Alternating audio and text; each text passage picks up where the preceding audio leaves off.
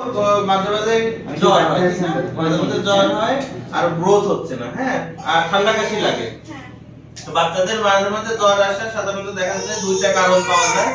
একটা হলো urine infection হলে এরকম জ্বর আসে, দেখা যায় কিছুদিন ভালো থাকে, আবার শরীর ম্যাজম্যাজ করে, গা গরম হয়, ওটা তো একটু গা গরম থাকে আর জ্বর আসে। আরেকটা হলো অনেকে দেখা যায় যে একটু অ্যালার্জিক সমস্যা থাকার কারণে কিছুদিন পর পর জ্বর আসে, হ্যাঁ, ঠান্ডা কাশি হয়ে জ্বর আসে। তো ওর দেখা যায় ঠান্ডা কাশি হয়ে ম্যাক্সিমাম টাইমে জ্বর আসে, আর ওর বাবার যেটা কমপ্লেন যে গ্রোথটা ওরকম হচ্ছে না, ওর অ্যালার্জি আছে। অ্যালার্জিও আছে। আপনাদের অ্যালার্জি আছে?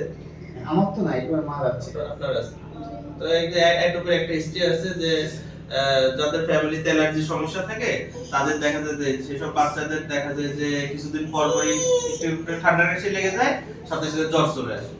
আর ওর পায়খানা মোটামুটি ভালো হয় তো না, মোটামুটি ভালো হয়। আর যেহেতু গ্রোথের সমস্যা, মানে গ্রোথটা ভালোভাবে হচ্ছে না, জ্বর আসতেছে, আর একটা বিষয় খেয়াল রাখতে হবে যে ওর ইউরিন ইনফেকশন হয়।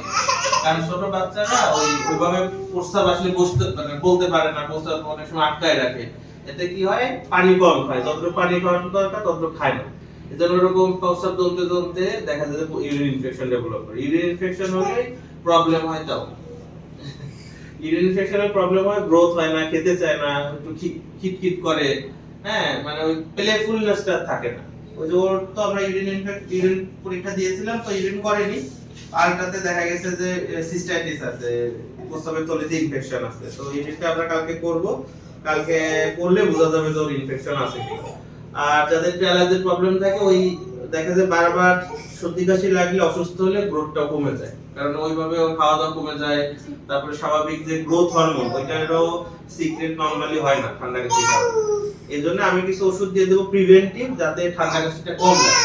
আর আপনারা খেয়াল রাখবেন ওর যেন ঘাম না বসে। ঘামে নাকি? ওই ঘাম বসলে কিন্তু ঠান্ডা লেগে যায়, ঠিক আছে?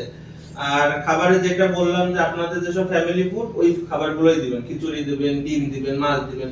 তো এগুলো দিলে দেখা যাবে ওর গ্রোথটা আস্তে আস্তে ডেভেলপ করবে, ঠিক আছে? তাহলে কালকে ইয়ে করে